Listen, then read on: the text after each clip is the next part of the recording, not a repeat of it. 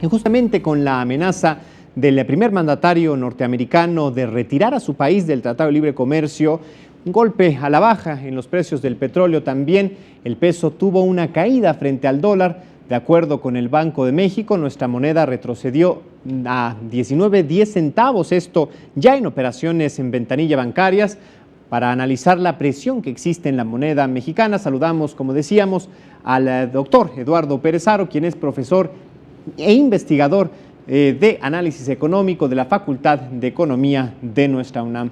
Doctor, bienvenido, qué gusto recibirlo. ¿Cómo está? Buenas noches, Alejandro, buenas noches, muy bien. Pues ahí está, aguantó el peso las negociaciones, la primera ronda de negociaciones, pero no los tweets de Trump. ¿Por qué? Bueno, todo el periodo de negociación debemos de entenderlo como un periodo de alta volatilidad en el tipo de cambio. ¿Por qué? Porque el comercio exterior y la mesa de negociaciones que lo está abordando, pues es de alta influencia sobre la perspectiva de la economía mexicana. Una moneda es más fuerte o menos fuerte dependiendo de la solidez que presenta su economía en el presente y en su perspectiva. Nuestra economía presenta indicadores, digamos, en el momento, si retratamos el momento, hay indicadores bastante saludables, aunque un tanto cavernosos. Eso nos lleva a otro análisis. Sin embargo, la mesa de negociaciones sí es una terminal nerviosa del complejo económico que va a estar incidiendo reiteradamente sobre el tipo de cambio. Pero no me parece que sea correcto hacer una lectura directa entre las declaraciones de Donald Trump y el movimiento del tipo de cambio. Como si fuera un resultado directo. Como si fuera directo, no. Es un factor incidente, sí, a veces con mucho mayor incidencia, a veces con menor grado de incidencia. La volatilidad del tipo de cambio también responde a los mercados y bien se cita el caso del movimiento del precio del petróleo, que tuvo un descenso relativo, tampoco es un descenso dramático, pero que también incide obviamente para reflejar cuál es la condición de la economía en este momento. Generalmente también hay movimientos a la par, ¿no, maestro? Ahora, hoy en general las bolsas del mundo, los mercados internacionales también reportaban pérdidas y lo adjudicaban desde luego también a la baja de los precios del petróleo, que golpea a otros mercados. Y también el caso de Corea. ¿Por qué Corea también? La inquietud, la incertidumbre de lo que pasa en la península coreana incide en las economías internacionales. Bueno, sin duda alguna hemos ya de acostumbrarnos, porque es muy reiterado, que grandes eventos que amenazan la estabilidad política de las naciones inciden sobre el valor de las monedas, ¿no? O el valor de los mercados, las bolsas de valores. No debería de ser extraño.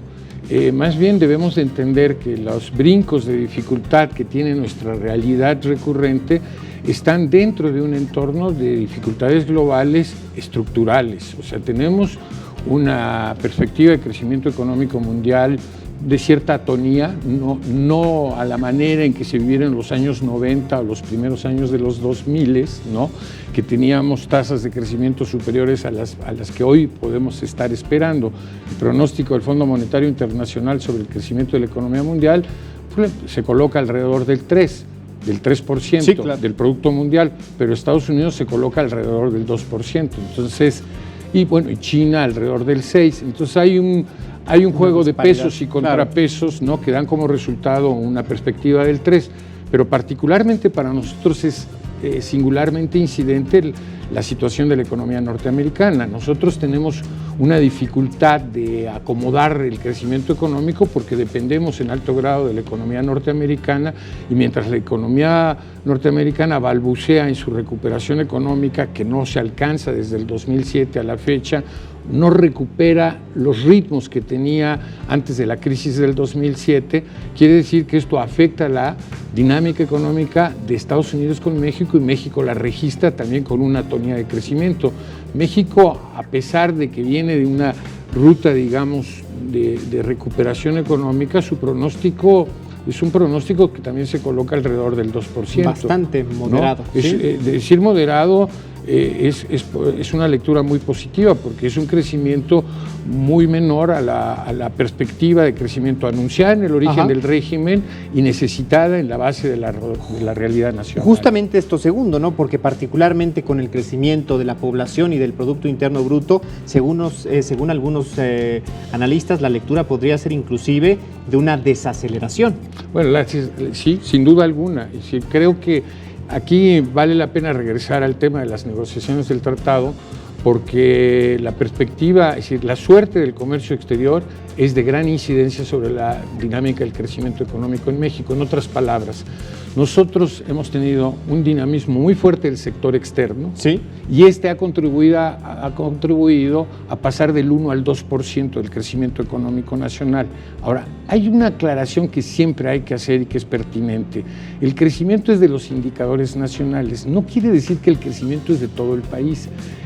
Ahí hay una cavernosidad que hay que poner al descubierto, y es que esta es la realidad de los indicadores que provienen del comercio exterior. Eso no quiere decir que en el desarrollo interno la realidad sea de crecimiento homogéneo del 2%.